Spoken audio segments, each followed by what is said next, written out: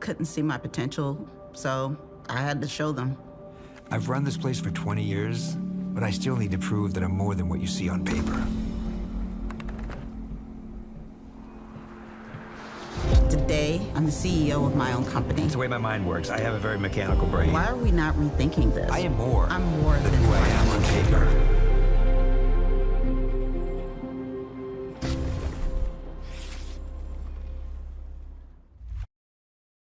Do you have prediabetes? If you do, you're not alone. 1 in 3 American adults has prediabetes, and more than 80% don't know they have it. Prediabetes is a serious medical condition that puts you at high risk for type 2 diabetes. But now, North Carolina residents with prediabetes can enroll in a free or low-cost national diabetes prevention program.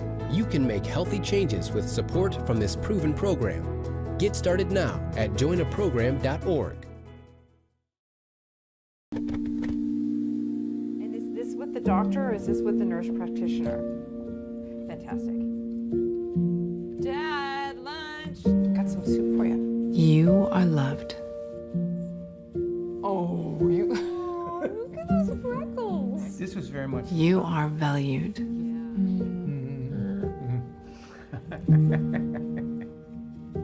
You are strong.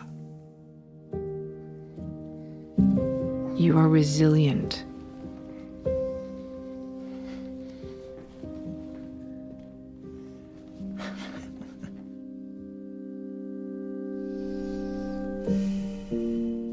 You got this. You're there for them. We're here for you. Find free care guides to support you and your loved one at aarp.org/caregiving. Welcome, everyone. My name is Anna Linzie, and I am your host tonight with the Anna Linzie Show. I'm here every Monday at 6 p.m. Central Standard Time, and tonight I am excited because I have my good friend, Dr. Nate Stevens, here with me. Welcome to my show, Dr. Stevens. Thank you, Anna. It's a pleasure to be here. Yes, we go way back. We're both from the same state, same town, and grew up together. Our families know one another, and I think this what makes it even more special. Just being able to have you here in my studio today by screen, but you're here, and we're conversing. Thank you. Again, my pleasure to be here. And yeah, like you say, we go back like babies and pacifiers. So yes, and that's awesome. That's awesome because it's always nice. We know what people on growing up, and then we grow up and we go into our different fields and journeys in life. And wow, I'm totally impressed by what you're doing and all that you have been doing. But I do remember when we were living in the same city, which is Columbia, Missouri. Go Tigers. That's right. Go MIZZOU.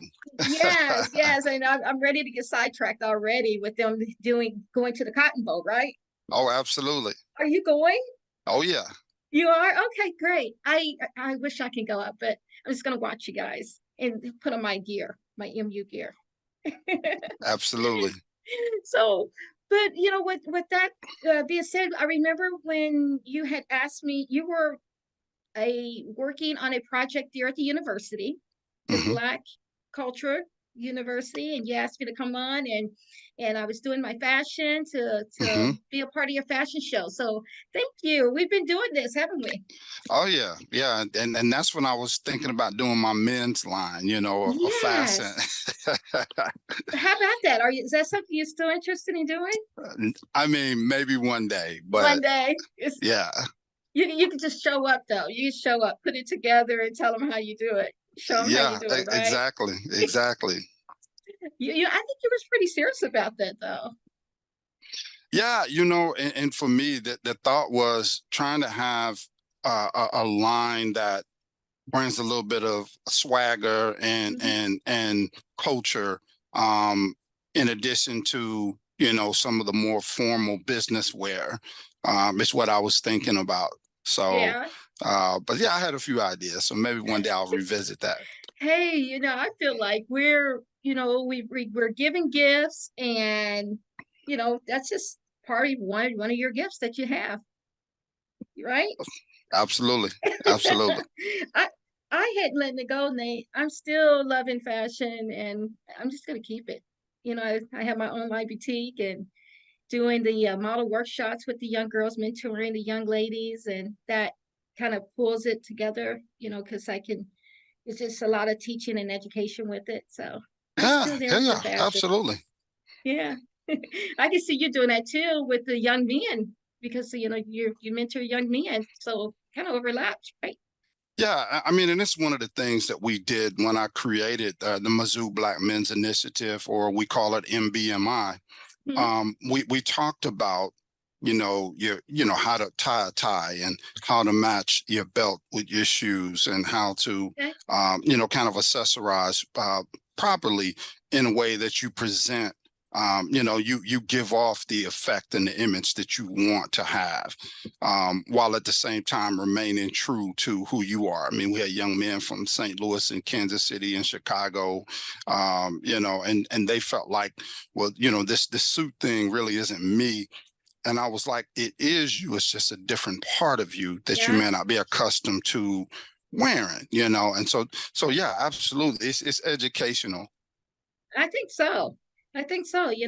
First impressions, everything. And you look good, you feel good. You feel good, and people take you serious. That's what I try to teach my young ladies. If you want to be taken serious, sometimes you're gonna have to look like you are ready for that part. Absolutely. Yeah, in those different arenas and atmospheres there. Well, you have agreed to do my word game. We're going to get to that. But before I do, I want to tell the audience a little bit about you. Okay. Okay. You are Dr. Nathan Stevens. You're an assistant professor in social work at Illinois State University. You earned your BSW at Columbia College and both masters in social work and Ph.D. Is that Hmm. correct? Okay. Yeah, Both of those degrees you received there at the University of Missouri. that's correct. Wow. At its core, your research investigates how racialization and racial stress trauma impacts the life trajectories of Black boys and men when, with education, criminal justice, and other inter-counter systems that reproduce oppressive conditions and foster negative life outcomes for Black males. Dr. Stevens, your research uses the lens of critical race theory, African American male theory, ecological system theory, and healing center engagement model to inform your research. Hmm. Prior to working in higher education, you previously worked with civil rights icon Wynna Faye Elbert at That's correct. Columbia Parks and Recreation. We're smiling because we know all about Miss Wynna Faye, right? Oh yeah, absolutely. You were there predominantly Black, was Black and low income Douglas Park at Columbia First Ward. Hmm. For your master's thesis project, he created the Youth Empowerment Zone modeled after the Harlem Children's Zone that assists youth 14 to 24 to obtain employment. The program currently operates as CoMo Youthworks. Okay, Dr. Stevens' brief in mentoring led him to accepting a position with the Big Brothers and Big Sisters as the coordinator of their Children of Prison program. Hmm. You co-founded the First Ward Ambassador, a program where Black men from the community who intervene into youth fights to limit police interaction. And we're going to talk about that, right? He motivates to help his community stems from his experience growing up in public housing in Columbia and as a former justice system involved individual. Hmm. After changing his focus in higher education, You created the Mizzou Black Men's Initiative, MBMI, in 2009, while serving as the director of Gaines Odom Black Cultural Center on Mizzou campus. Mm-hmm. He has a presence at several, you've been present at several conferences nationally and internationally on issues impacting Black males, such as mental health, racism, and the various psychosocial aspects. In the spring of 2020, Dr. Stevens, you created and taught social justice in social work, a class through the University of Illinois Education Justice Project for incarcerated students incarcerated at the Danville Correctional Center. Mm-hmm. That was different. Different. One of the best classes ever. Really good. When of course I want to get right. I'm going to get all of that. I want to hear about it. Absolutely. During the summer, you worked with the Driven to Reach Excellence in African American Males called DREAM, a youth program for Black males youth in Champaign, Illinois, as a member of Alpha Phi Alpha Fraternity Incorporated. You have it on. They're probably like, hoo. And your chapter's new state-funded violence prevention program called Masterminds. Mm-hmm. Masterminds, okay. All of which work with local Black males in middle school and high school in Champaign County. This is great. You're dedicated. You've been dedicated for a long time, but you're dedicated. I'm usually too busy to get bored, so that's that's me too. But it's working. It's working. It's building, and you haven't stopped. I mean, for as long as I've known you. Well, and I think about your grandfather, Mr. Linzie, in our church, St. Luke, back, home in Columbia. And, a lot of our elders used to say, if I can help somebody, my living was not in vain. And so that's kind of the mantra that I've lived by, and so that's what drove me to social work and getting involved and being involved, and then having mentors like Miss Wynna Faye Elbert, may she rest in peace. She forever impacted me. Former First Ward Councilwoman Almeda Creighton was another person that impacted me, and so with several people in the Columbia community and even here in Champaign County. In Champaign, Illinois, that just inspirational and encourages me to, not only tell my story, but reach out to the young people. If I can say something to them to keep them from taking the negative path that I took, I certainly want them to take the positive path that I've taken.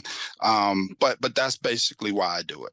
Yeah, and it doesn't seem like it's work when you're doing what you love and what seems like second nature. Is that the way you feel about it as well? Oh, absolutely. It's never work. Other than maybe mental work on how can I reach this young person, or making sure I heard and understood this young person and some of the challenges they may be going through. And organizing it. I'm coming in, I'm like, okay, I'm tech tonight. Yeah, but other than that, it's not work at all, like you say. I agree. I have people ask me, you do so much. How do you do it all? And I'm like, it's really not a burden. I'm having fun. and I've been on this level and this impact. It's just this working impact for a while. So it's like, I'm having fun. It doesn't seem like work to me. Correct. I understand that. Yeah. That's when you're right where you're supposed to be in life, and that's a blessing. That's a blessing. Absolutely. Yeah, and we're already talking, getting into our show, but that's when you know that you're living your purpose and you're living right where you're supposed to be, which brings you a lot of joy. Oh yeah. And like I said, just contribute where you can. Well, let's learn more about Nathan. I want Absolutely. to know a few things, what you've been up to lately, but I want to know what we're going to do the word game. So the first Okay. word is success. I want to know what you think about success, Nathan. Or I'm calling you Nathan. Can I call you Nathan? Nathan, Nate, you know, Dr. Stevens. we've been connected long enough that, you know, it's all good. But you deserve the doctor on it, so. All right. Well, so doctor it is. Um, you know, success to me is really just when I've reached a point where I feel like I'm able to influence and to move and to do some things where I have a certain amount of agency. You know, that's success to me, where I can have some control over what I do. Oh, wow. Okay, that's a good perspective. Okay. The next word is faith. Faith. Yes, faith. Oh, that's the substance of things hoped for, the evidence of things not seen. That is, right? Gotta have it. That's the meat of the matter, right? Oh yeah, that's it. I think of faith, and that's what brings everything else in. Oh yeah, it's the stuff that, like I tell people, it's part of my journey that I can't explain. You know, and I don't mean that to be super religious or whatever. It's just, I know that I'm a blessed individual. I know that statistically I don't exist, you know, and so you know, the number of Black men with PhDs, and then when you talk about the number in social work, you know, it's a very, very small number. So okay, cool. Beginnings. The word beginnings. oh, beginning, I'm sorry. What comes to mind? What comes to mind with beginning? Yeah, beginning is kind of starter's pistol. It's make it happen. It's time to roll up your sleeves. You know, it's time to go to work. Yeah, fresh, new. Let's go. Yeah. Yeah, absolutely. What about courage? Courage. It is being who you are in the face of adversity, in the face of danger. It is not the avoidance. It's just saying, hey, this is who I am. This is how I respond. You know, just being, you know, who you believe yourself to be. I like that. I like it's not the avoidance. No. Yeah, I like that part. Sacrifice. Sacrifice is willing to take one for the team, willing to take one for your family, your loved ones, for your fraternity, for those things and individuals and people, places that you believe in. You know, and it's about remaining humble. It's about willing to do what is needed to get where you all collectively and individually are trying to be.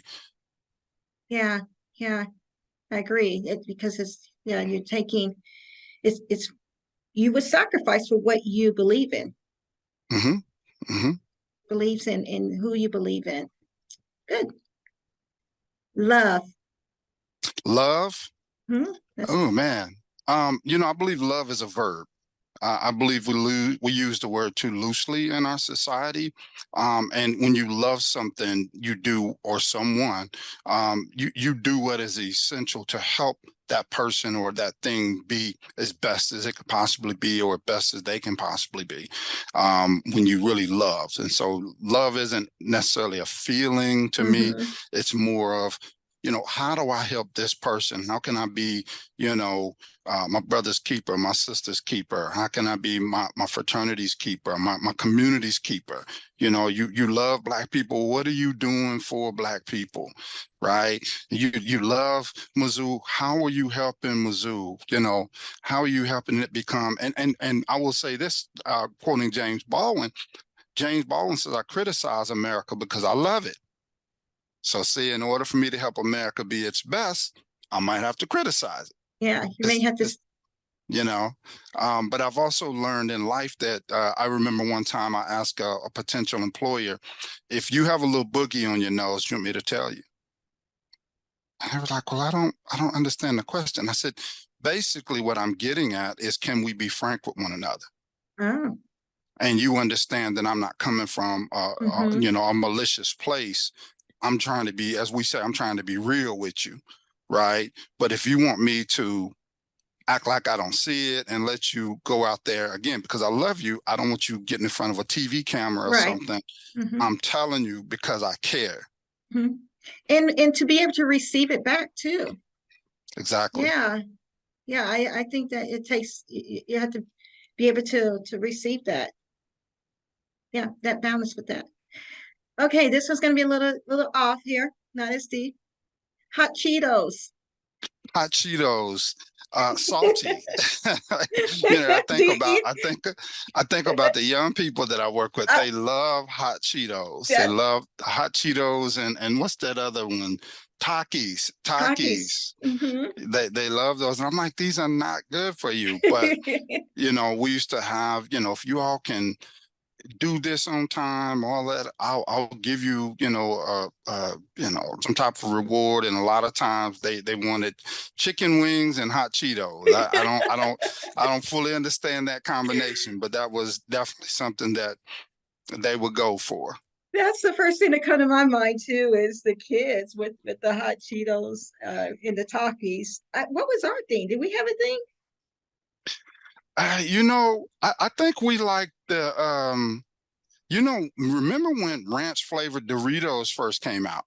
Doritos, I That still that like was that was Doritos. kind of our thing for a Mhm. while there.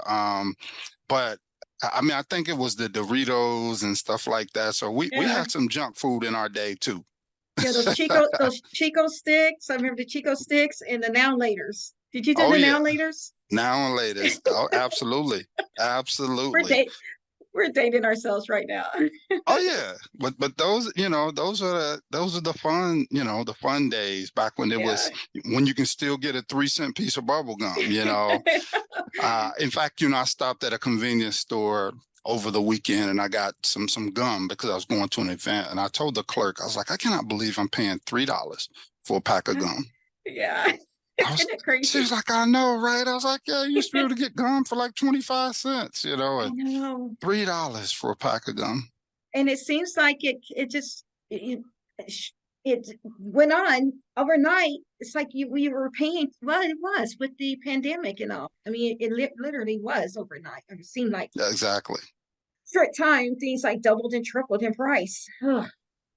Mm, Thank goodness for absolutely. the grace to be able to maintain and pay that $3 for that gum, right?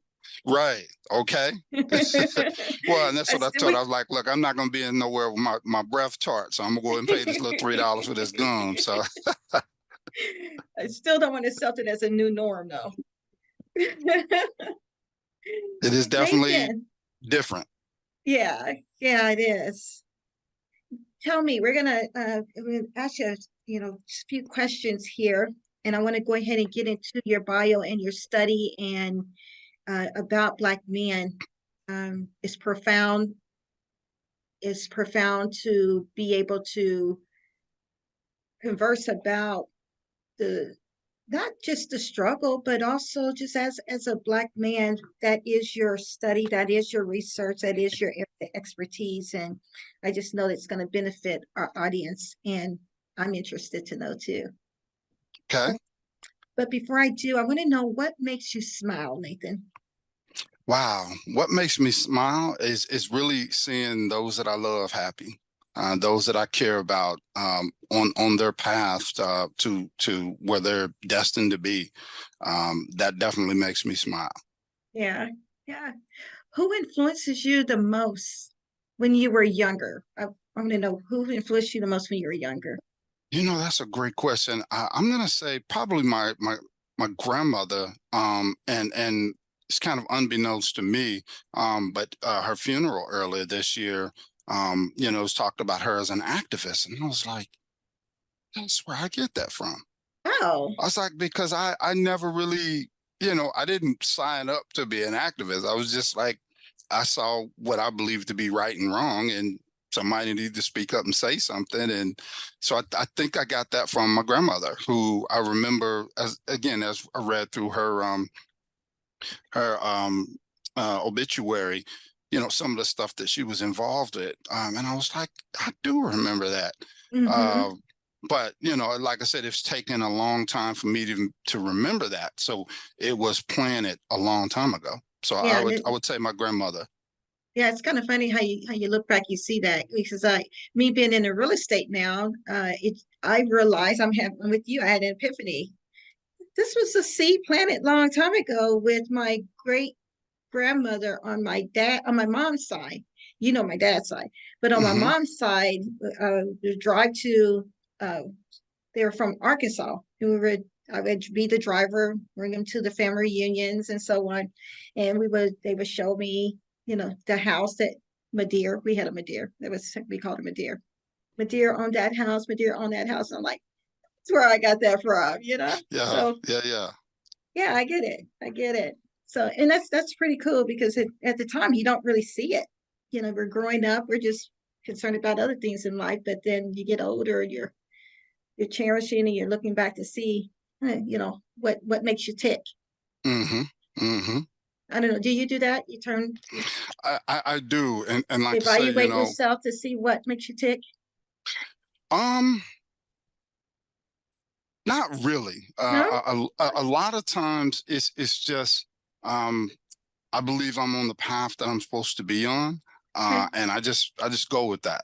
Okay. And if that's wrong, then I don't think that's it that's is. a, that's a gamble I'm willing to take. But things have it's been a blessing um so far. So far I believe like I've been hitting on all cylinders. So Mm-hmm.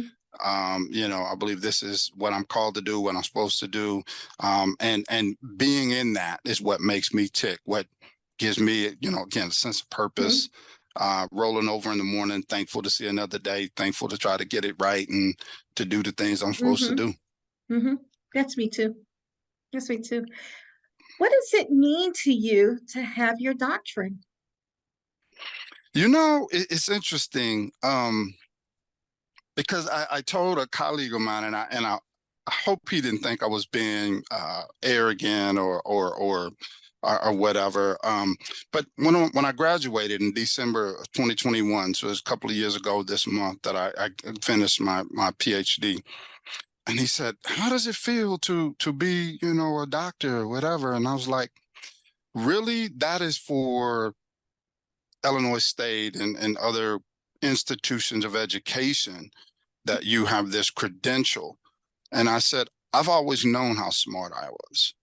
That was for, Mm-hmm. others. I've always known. I come from a family of athletes and I wasn't always the best athlete, but I was usually one of the smartest, Okay, okay. as it came to books. But I've always known that is one of the areas that I excel in. And so again, getting the doctorate is don't get me wrong, it's an Yeah, amazing feeling. I'm so appreciative to God because I know that's who made that happen. a lot of work. um that is one of those areas that I cannot fully explain. But I did do my part. Mhm. I did write the papers, I did the reading, I did the research and the studies and stuff like that. um but I believe that that's something that we as a people we can do. We've been doing it. I mean, imagine, I think about people like Frederick Douglass who learned to read and, while he was, enslaved. And so we've always been an educated group of people. So to me, it's just a continuation of who we as a people have always been, and me as an individual doing my part so I can pass that on to the next generation. I can see that. I can see you have being that representation, being that representation. Absolutely. Yeah, Yeah. yeah, yeah. Uh, Tell me, why did you agree to come on the show today? One, because I know you. I'm so proud of you. I Oh, love what you've done. You've always been a step or two above or ahead oh, of the rest of us. It's like you seem to know things that none of the rest of us knew. And wow, so that's big. so I'm happy to be on your show and to learn from you. you know, and to engage with you. So, you know, and to share a little bit about me, but also to share about what I do, and a little bit about why I do it. You know, like I say, you know, we need more Black men and brown men in social work for, like you say, their representation. But also when you look at the people that social workers serve, a lot of times, you know, the Black community or the Latino community is involved with that.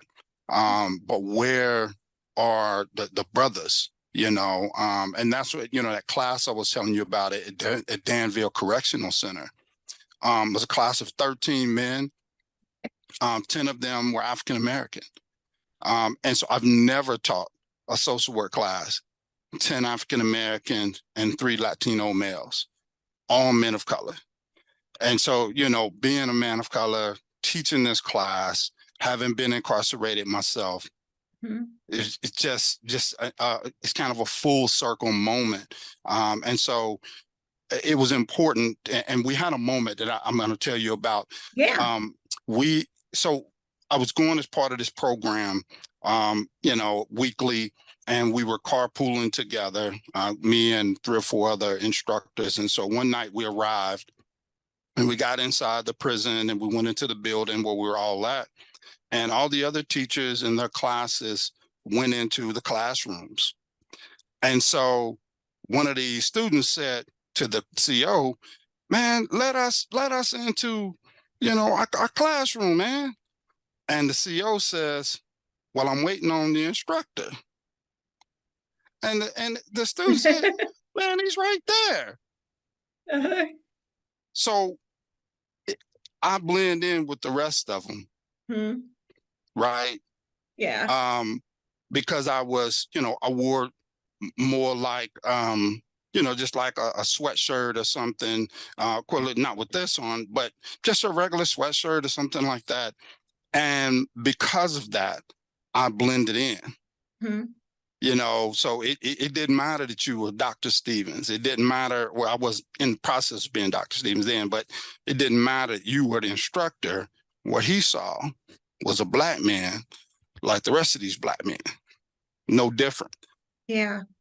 And so that's important. That's a key takeaway for our society, that, you know, you didn't even see me. I mean, my clothing, you know, in prison, they wear chambray blue shirts and blue jeans. I had on like a gray shirt or something, not a blue shirt. So you didn't even see gray from blue.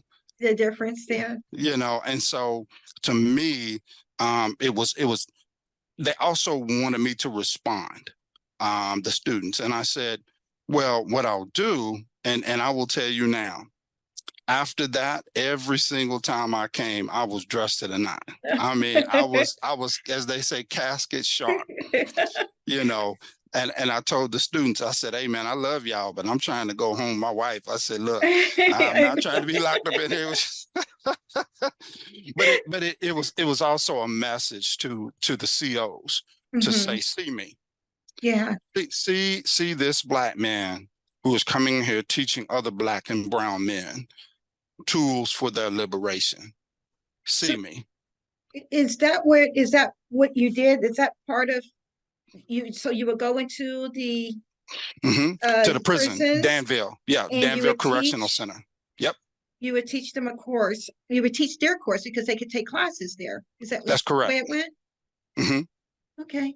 I think when I read that part of the bio, you smiled. Why did you smile? Well, and that was just it. Is that memory, but I also remember that being one of the most engaging, and I've taught several years. But that was one class where you had better not show up and you haven't read the textbook, you haven't done all that you need to do, because those students, they did their part. Study. Yeah. They studied, they've read, they asked really good questions. Wow. You know, and I was like, wow, you know, you can't come in here kind of playing around. Mean, they are expecting you to be as credentialed as you say you are. Wow. And I loved it. I loved their challenges, their questions, all of it.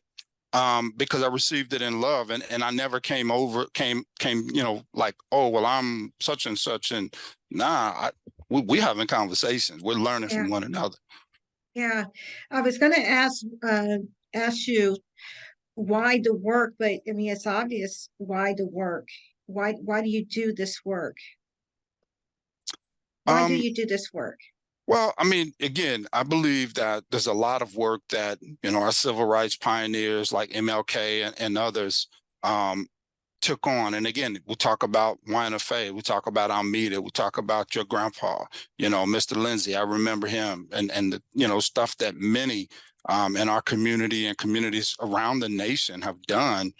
And that work remains undone. And so, again, I just want to do my part to try to help us as a nation and as a people to progress, and to particularly our young people, to help them to progress. So. And let me just go back here, because you tell me about the dream. What is dream? Yeah, Dream is it's a program. It's a youth program here in Champaign, started by one of my fraternity brothers, and it's the only program that I know of in the state that focuses primarily, almost exclusively, on the development of young Black men from an early age. And so during the summer, when I was teaching classes over there, I had a class of about 15 young fellas from about I think there was like 11 to 13, and we were having conversations, and so I told them, I'm giving you all some similar lessons that I give to my students on the Illinois State campus, and my expectations are the same, because you're able, right? And whatever supplemental education you need to be able to answer the questions that I'm asking you, I'm going to give it to you, but I'm going to expect you to answer these questions and do some of this work. Do you think that approach, I can see it, but do you think that approach inspired them to maybe go on to college and higher education? It may be a little early, but again, like you and I just talked about, you plant those seeds, and again, when I was hired, they told them, this guy is a college instructor. He's not, just JoJo up the street. Nothing against JoJo, but yeah, the person in front of you, the person that's asking you these questions, the person that's also playing basketball with his old self, with y'all. You still play basketball, huh? Oh yeah. You still do it today? Oh yeah. Now I don't motivate up and down the court like I used to, but when I can, I usually do. But that person is he's here for you. Because technically summers, as a faculty member, I have summers off. But for me, like, no, it's not off. That's time for me to go and give back to my community. And speaking of, you are in the trenches. You're doing, you're actively in the street with your work. Can you talk about that? Yeah. So one of the things that, like I said, in addition to some of the work that I do with Dream, I also see myself as kind of a bridge maker, right? And so I'm the person that I do like evaluations and stuff like that of programs. And so I can go to Dream and to say, look, here, before I do this evaluation, one of the things you may want to look at before I come in and officially do my evaluation is look at some of these areas, right? And then I can come in and do my evaluation. Or, I can say we're going to do an evaluation in May. What I'm going to be looking for is areas that you've improved. So not just with the young people, but also with the adults and stuff that are running these programs, because, and this is how I can use my credentials again to support my community. Right. So not to not be, I'm so smart and that's why I was like, man, it don't really mean a whole lot to me other than how I can use it to help my people. The collective of studies, which we're going to talk about that, because you pull together your let me go back to it. It's just kind of my overall research agenda. Yeah. And so you had asked about critical race theory. And so basically critical race theory was created by legal scholars, one of whom was Derek Bell. And it basically makes the argument that the issues that we see, issues of oppression that we see, are not just about an individual, it's about a systemic issues pertaining to particularly around race, because they had critical legal scholars, but Derek Bell and this group broke to say even when you account for class, race is another factor. And so that's where critical race theory came from. And real quickly, it says it's an academic field devoted to analyzing how social and political laws and media shape and are shaped by social conceptions of race and ethnicity. Critical race theory also considers racism to be systemic in various laws and rules and not only based on individuals' prejudices. And so, again, this came out of law schools early on when it was first created. And so a lot of the pushback against CRT and saying that someone is inherently racist, and that's not at all what a true critical race theory scholar is not going to say. What, and I've been asked that question before, are white people racist? I said, to me, you're asking the wrong question. In response to that question that I gave at a keynote in Indiana, I said, to me, the answer is, do all white people benefit from systemic racism? And the answer to that is yes.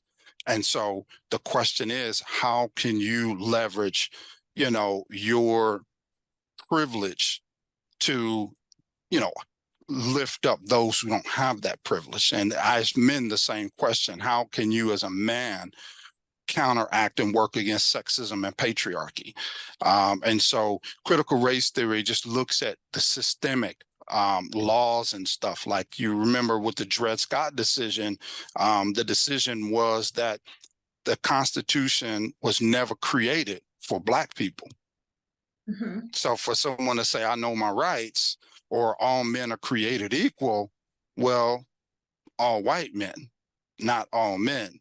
And so critical race theory calls those kind of things into question. I can see that. I can see there's a lot of work to be done. You think about racism, and racism is so broad. It's not just a color or a culture. It's just so broad.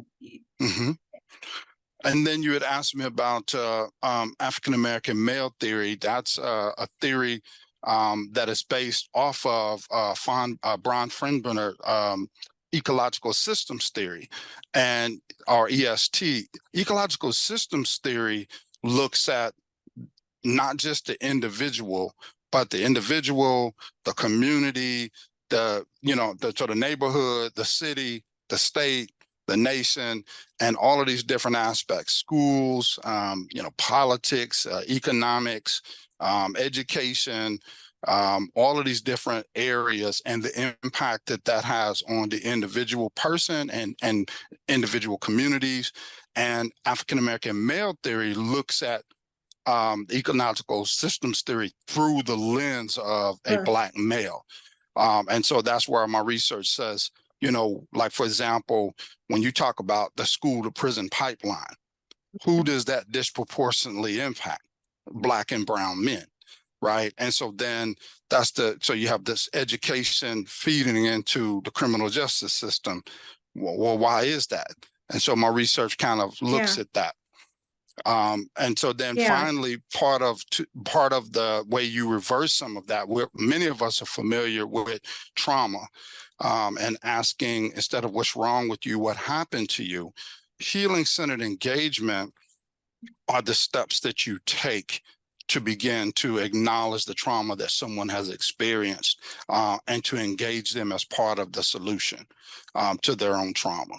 And so it's created by Dr. Sean Ginwright out of Oakland, California. Shout out to Oaktown and Dr. Ginwright for that important work. But it started with his work with young Black boys in Oakland. You know, and he said he learned because he was teaching, you know, trauma, and a young Black male said, I am not the worst thing that ever happened to me. He said, I'm so much more than that. And he said, I was kind of thrown off because he's like, you know what, he's right. And so that's where healing-centered engagement is. How do we help our young people heal from some of the things that have happened to them that they may not even be aware of? Yeah, and this is what you have lend your life to. And that is understanding what we're dealing with and finding ways to make it better and implement programs there. You've done some programs there in Illinois. You've actually spearheaded a program. Want to talk about that? Yeah, well, it started for me in Missouri while I was still in Columbia. You talked about the First Ward ambassadors. That's some work that I did with Tracy Edwards, may rest in peace, Scotty Williams, Rufus Broadus, Glenn Cobbins was involved with it. Brian Cook was involved with it. Daryl Foster, another icon, rest in peace. We had a young brother, Daryl Jackson, was involved. And what we were basically trying to do was to tell Columbia Police Department and others, you know, we're down here in Douglas Park working, you know, the kids get to fighting, we can break that up. We can deal with that. You go deal with the people with the guns and that kind of stuff. And so what we were really trying to do was to provide a buffer between our young people and the police. But we were also willing to say, look, if you're not going to listen to us, we're going to have to get out of the way. And when they come, they're not going to come as nice as we're trying to have a conversation with you. They're going to come with guns and billy club and mace and all that stuff, which they're trained to do. So that was, you know, one of the things that I was involved with. You know, then you talked about the Mizzou Black Men's Initiative, and that happened when I left working with Douglas and went to work for the University of Missouri at the Gaines Odom Black Culture Center. And again, I noticed that the student organizations, young brothers were not involved. It was usually young Black women who were leading NAACPs and the Black student unions and all of this. And again, you know, because you came and spoke to some of them, but I'm like, where are the brothers at? And so for me, I feel like sometimes we need a space where we can, you know, be ourselves, right? And not have to put on a show or whatever, but also learn and grow together in a safe space. And so that's what we created, a program to help, you know, personal development, academic support, leadership, and growth. And so we did community service, we did, you know, study halls, we did all of those things, and it was successful. So the program that I created in 2009, it is actually still going on the Mizzou campus right now. Yay. Yeah. And That's now, awesome. But because of some political reasons, my name is not associated with it. Oh. But everybody who knows that program, they know. Yeah, I know. I was there. I know. Exactly. Yeah. But they were so mad at me because I was, you know, I shouldn't say they were some. My particular supervisor at that time was so angry that he's kind of, you know, try to basically erase me from history. But, you know, the beautiful thing about oral traditions, which is part of what we're doing now, is, you know, like you said, I know. And when I know and I say, people can't erase that, No, you know, they so. can't. Yeah, especially the good work. You Yeah, know, absolutely. that's what you call it, the good trouble. Oh, absolutely. That's what that's called, Absolutely. right? Yeah. Well, on that note, there's I want to get to a few more of what you're doing currently too, and some of your projections for the future, because I know you have some things that you're implementing and going to be implementing in different cities and throughout, United States and wherever it goes. But before we do, we are needing to take a small break. Okay. Got to get to some commercials here. So All right. keep Pay the all those thoughts bills. in mind, pay those bills, but keep those thoughts in mind because there's a couple of points I want to get to as Okay. well. Okay. All right. Hey guys, again, this is the Anna Linzie Show. You have been listening to my good friend, Dr. Nathan Stevens, who is a assistant professor, but also a advocate for the African American male, which is, we can't get any better than that in this day and this time, to know that those are advocates are out there, activists are out there, professors, just making a difference in lives of our people and of the world. It's just not our people. We're all here together, and it's making a difference. So with that being said, we're going to take a small break. I wonder if you know that I want the best for you. That I know what you're going through. I know things aren't easy, but you still show up. I wonder if you know that we can get help. That we don't have to go through this alone. Let's see how far we can go. Love your mind.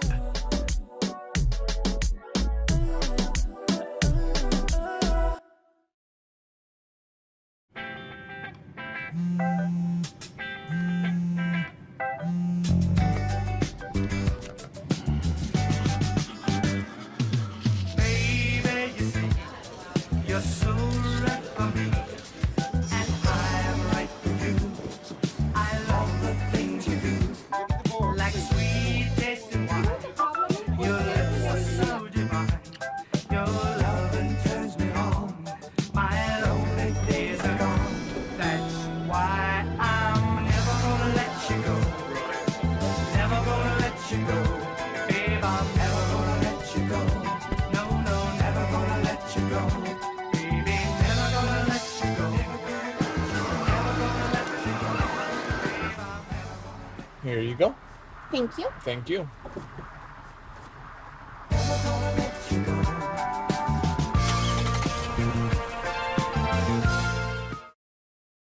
Food isn't just fuel to live, it's fuel to grow. My family relied on public assistance to help provide meals for us. These meals fueled my involvement in theater and the arts as a child, which fostered my love for acting. The Feeding America network of food banks helps millions of people put food on the table. When people are fed, futures are nourished. Join the movement to end hunger, and together we can open endless possibilities for people to thrive. Visit feedingamerica.org/actnow. Hey guys, I'm back. This is the Anna Linzie Show, and I have been talking with my good friend, Dr. Nathan Stevens, who again, in his own right, has been just making a difference with our youth, with the educational system, with those who are transitioning and out of incarceration, and just doing the work, whatever work is needed by way of empowering Black men through his the gathering of his expertise and the study of Black men. Dr. Stevens, my good friend Nate. Hey. Let's keep going. Let's get into it. So we were talking about the different your studies and how the research that you've done now allows you to go into the communities and implement, evaluate, educate, and support. Absolutely. Does that kind of sum it up? Absolutely. Okay. Good. There's one other that you have been involved in program, and that is the Big Brother and Big Sister program. You coordinated. You was a coordinator of the prison program there. Yeah, that was a program that was out of Philadelphia originally. It's called Amachi, Children of Prisoners. And what that program was geared at was providing a mentor for a child that had a parent that was incarcerated. Because the statistics say that a child that has a parent that's incarcerated are 6 times more likely than a child that doesn't have a parent incarcerated to become incarcerated. And so in a way, it makes it normal for them to become incarcerated because it's something that they've seen or become familiar with for a variety of reasons, most of which are economic and that parent not being able to provide some income, but also not being able to provide the guidance that they would if they were there. And so that program was, again, created in an effort to try to prevent young children from becoming themselves incarcerated one day. So, with you, what was can you give a few details Yeah, on your so involvement with it? Yeah, so basically, I was trying to, I was more the administrator. So I handled the federal grant that Big Brothers Big Sisters had received. And it was a collaboration between Columbia, Missouri, Jefferson City, Missouri, Springfield, Missouri, and Kansas City, Missouri. I got data from all of those cities and I submitted it to the U.S. Department of Health and Human Services for the grant. And so that's primarily what I did, but I also tried to help with recruiting the mentors. And so I would go into barbershops and beauty salons and different areas, trying to recruit mentors for the young people that had, a parent that was incarcerated. In some instances, it was, the mother, a single mother becoming incarcerated. So the child is being raised by elderly grandparents. And so getting a mentor for that child often was a difference maker for them in their life trajectory. I had a big sister when I was younger. Yeah, me too. You had a big brother? I had a big brother. Yeah, I don't remember her name, but man, it was a beautiful experience. Mine was Pat Miller and Kurt Sleater. I still Okay. remember them. Yeah. Yep, that's my first St. Louis Cardinals game. I went with Kurt. And then the first time I realized what medium rare steak was, we went to G&D Steakhouse in Crossroads Shopping Center, and he ordered a medium rare, and I wanted to be like big bro, give me the same thing, and I cut into that thing, man, and that blood trickled out. And I'm looking at this blood, it's a little kid from the projects. I've never seen, no plate with no blood on it. I'm like, and he said, "What's wrong?" I was like, "Mom, there's some blood on it." Yeah, and so he kind of laughed. And that was definitely a memorable moment. So, I knew what medium rare was then. After that, I wanted medium well. So exactly. I remember we were living on Lincoln at the time, and we had a big sister, and like I said, it was a positive experience.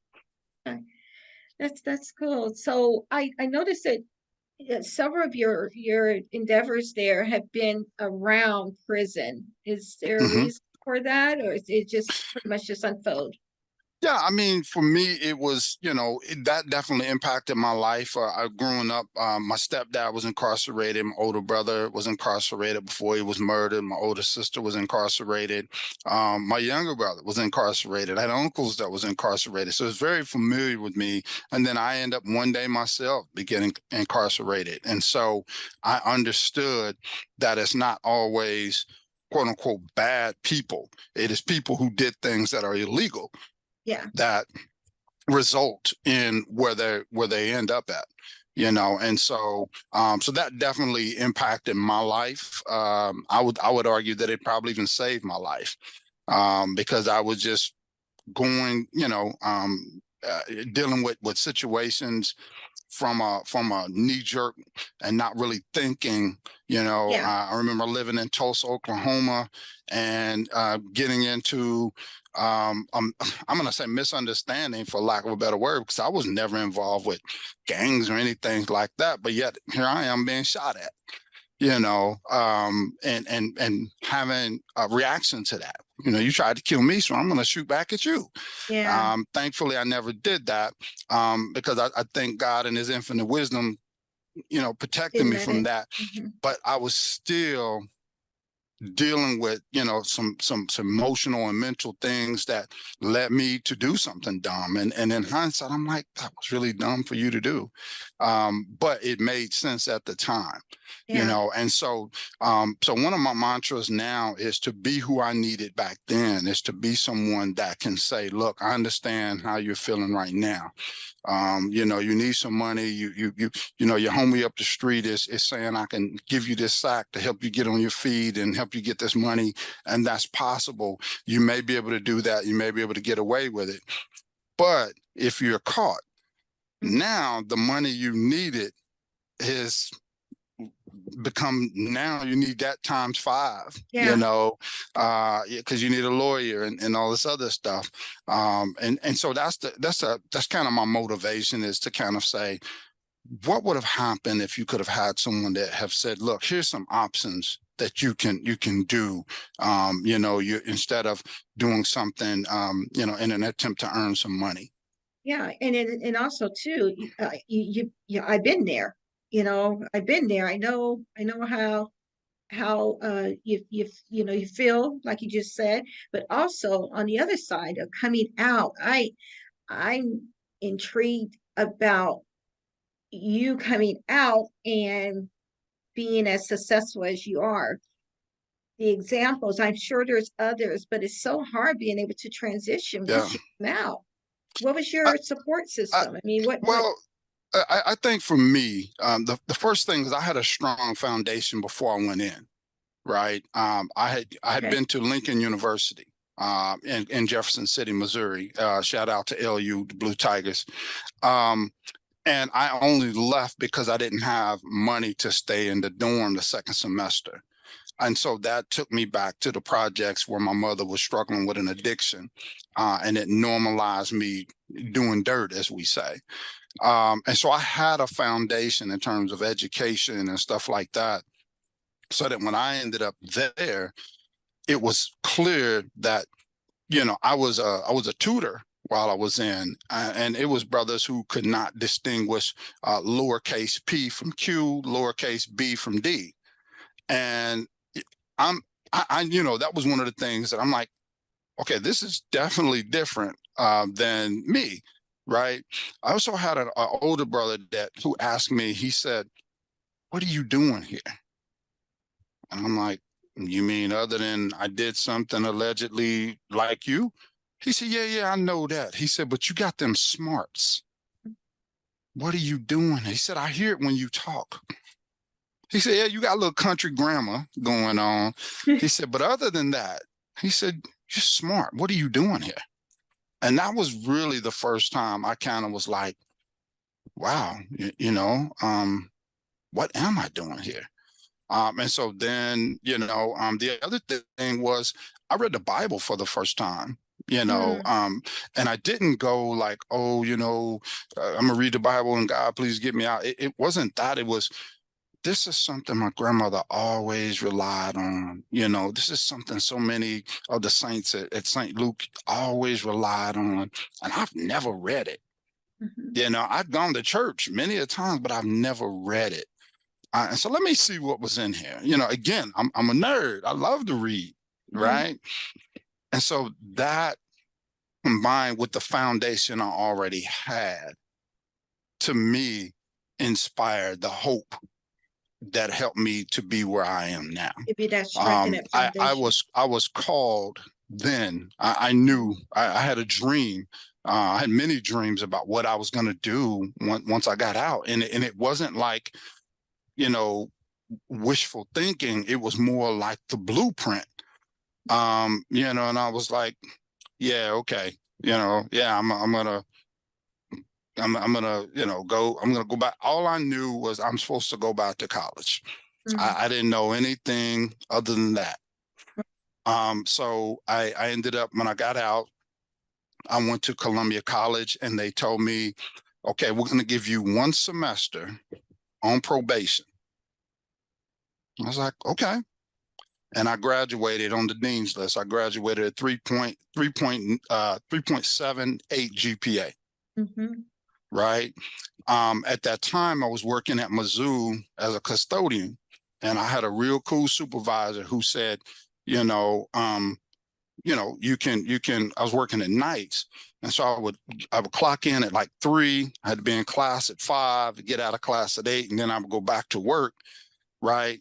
I would do my homework, and then I would stay till 1, 2, 3 in the morning because I wanted to do my work, my homework, and then I had to do my cleanup stuff. And so these were little people along the way that helped me, you know, and that's what it takes, is somebody saying, you know, hey, look, if you're willing to work, I'm willing to give you a chance, no matter what your background is, et cetera. And for us who get those opportunities to take full advantage of them. And so that led to getting my master's degree, because one of the professors at Columbia College, like, man, you got to go get your master's. I was like, okay. So I did. And then while I was finishing, actually, when I was finishing Columbia College, I met one of my mentors. His wife worked at Columbia College. And so there's a little funny story that I tell about that. Is one Friday night, I was, you know, taking some trash out the back dock, and he was going out the back dock to the parking lot, and his name is Jeff Zylinga. And Jeff is a blonde-haired, blue-eyed, well-tanned, good-looking guy. You would think he's from California or something. He looked like he could be a middle-aged model from California. Good-looking guy. So he comes up to me one night, and he says, do you know my wife? I'm like, hey, man, hold on. Who's your who's your wife, man? You know? And he says, Terry Zylinga. And I'm like, you know what? She sent me something about some program that they're having. So Jeff, being who he is, he went home and asked her about the program. And she's like, oh, yeah, Nathan, I know. Yeah, he's got a 3.72 GPA. And so Jeff was like, my janitor has a 3.72 GPA. She's like, yeah, we wanted him to be in who's who in America's colleges and universities for Columbia College. And so he was like, my wife said, have you responded to my wife about the program? I'm like, yeah, I'm going to get to it. Again, I've always known how smart I was. I didn't need those accolades or whatever, right? But that established a relationship that helped me get the job at Mizzou years later, where I was able to create the program. That also opened up the door for me to get in Mizzou's Ph.D. program. And so, right? And so all of these things happen. My cousin Maverick's ex-wife worked for Jeff. She was his executive assistant. She helped me get the job cleaning up the bookstore, where I happened to run into him. So it's all of these things that I feel like God put into place for me to be where I'm at. And that's why I say it's things that I can't fully explain, So do you think that that's needed? That's what you would encourage anyone that was been in your position and been incarcerated absolutely. Is to take advantage, look for the opportunities? Well, when I was released, we didn't have a lot of these reentry programs that we have now that will help with some of the transitions, help with, what is it you need to know, help with bus passes, help with, resume application, helping to fill out an application. I know there's a program in Columbia, a good friend of mine, Masaka is involved with a lot of the reentry work. Our mutual friend Creo, Chris Haynes is involved with some of the reentry work. So yeah, and even some of the community folks. I credit Rufus Broadus with the one who told me to go talk to Wynna Faye about a job. And that job, was technically my first social work job. And I loved it. And it helped me to say, yeah, this is the work I've dreamed about doing. And again, one thing led to another. Yeah. Helping out. Well, I'm glad you're sharing that, because some people will, wouldn't be as transparent. Would get that position, climb those ladders and then almost forget Right. where I don't want to be so callous in saying where they came from, but just, embarrassed, have for whatever reason, not feel comfortable. I guess Mm-hmm. that's the better way to look at it, not feel comfortable in sharing. But you're sharing today. I know it's going to help Yeah. millions. Well, yeah, and the main thing is get out of your own way. I remember when I first came home, the first job I got was Hardee's that used to be on Providence, across from where Osco Drugs was.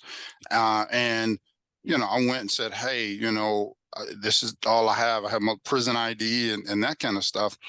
And I got a job, but I remember, I won't name names, but there were people that I knew that I used to hang out with would come through the drive-through after the club and be like, oh, look at Nate, y'all, look at Nate, and they was cracking the jokes.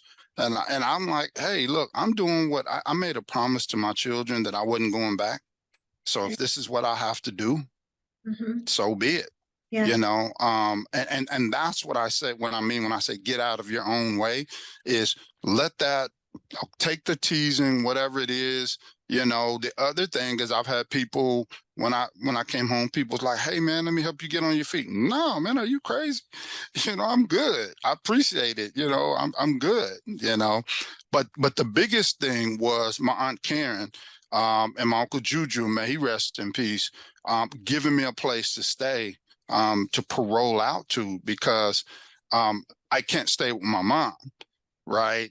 One, my little brother was there, and he's, got, criminal background, so they would have never approved me paroling there. So I need a place where I can go, and get on my feet. I mean, I had been gone almost 6 years, so it's important to humble myself, ask for the help that I need. Again, talking with OGs like Rufus and be like, man, I need something different. Man, go do this. So that's my way of saying I need a little help, right? And trusting that this is somebody that might be able to give me some advice. And I think it's also a responsibility for the OGs. I guess myself, I'm an OG now, Right. right? OG now, you're doing the OG work now. To pay it forward, just like he did for me.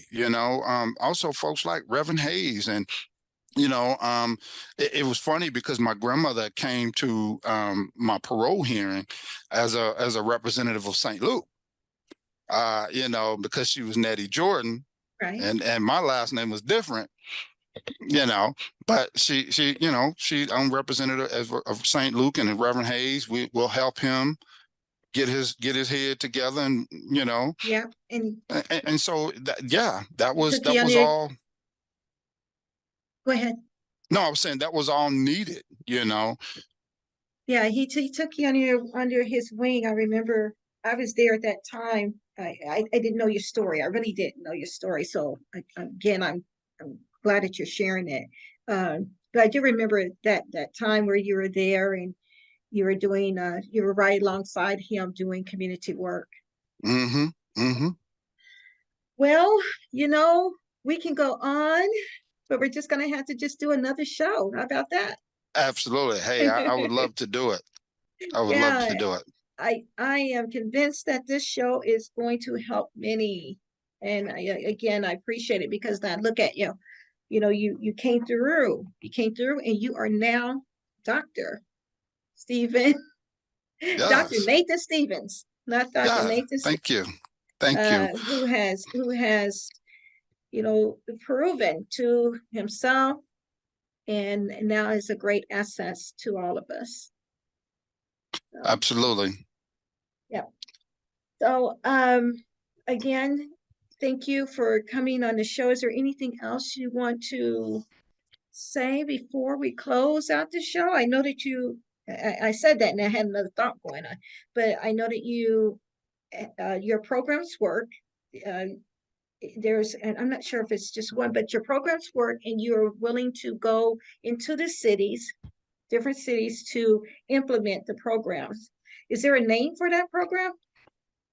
Yeah, well, I mean, I don't really have the program per se. You know, again, it was the youth empowerment zone at the time.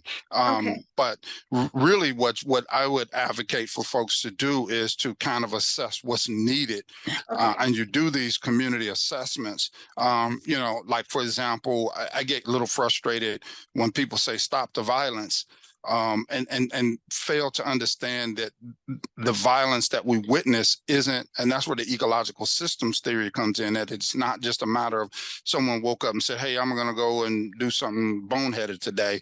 It was a series of frustrations. I can't get a job. You know, I'm starting to see my mom struggle and all this other stuff. And then when someone disrespects me, you know, now, you know, the violence happens. And so, being willing to come into these cities and to do, you know, asset mapping and do, that's you know, what that was. Yeah, you know, what's needed, to talk to young people, to talk to parents, to do keynote speaks. So yeah, absolutely. Great. Okay, that's where I was going towards. So motivational speaking, keynote speaking, assisting. Obviously, you know, what you have done in the past has worked, and what you're doing now is working. Absolutely. And I would like to give a shout out to the National Association of Black Social Workers, President Melissa Haley, who's in New Orleans, who was also, you know, a group of folks that was supportive, who've mentored. And so, you know, if you are a person out there, I would ask you to consider social work as a career. We do more than give away food stamps or take people's kids. I know that's what I first thought when I, you know, was interested. But I learned that it's a whole lot more. In fact, I have a book that I use, 101 Careers in Social Work. And one of them is doing the exact work that I'm doing now, being advocates, being educators, those types of things, and then having an organization like the National Association of Black Social Workers, which has chapters nationwide to help us to be the change that is needed in our communities. Yeah, and you say that, you know, that people should consider that as a employment, because you can get paid for doing what you love doing, which is helping your community and helping others. Exactly. Yeah, I think when we talked the other day, you had mentioned that, so that's a good point. As you know, so that's a good point. Anything else? That's it. And again, kudos to you. Thank you for having me, and you keep being great. So I really appreciate it. Thank you. And again, I know that we're going to link up in other ways. And audience, thank you for tuning in. I want to thank you again, Dr. Stevens, for coming on and sharing who you are and all that you do. But this is the Anna Linzie Show, and we are unfortunately come to the end of our show. I'm here every Monday, 6 p.m. Central Standard Time. So tune in, and we will see you later. Thank you. Bye.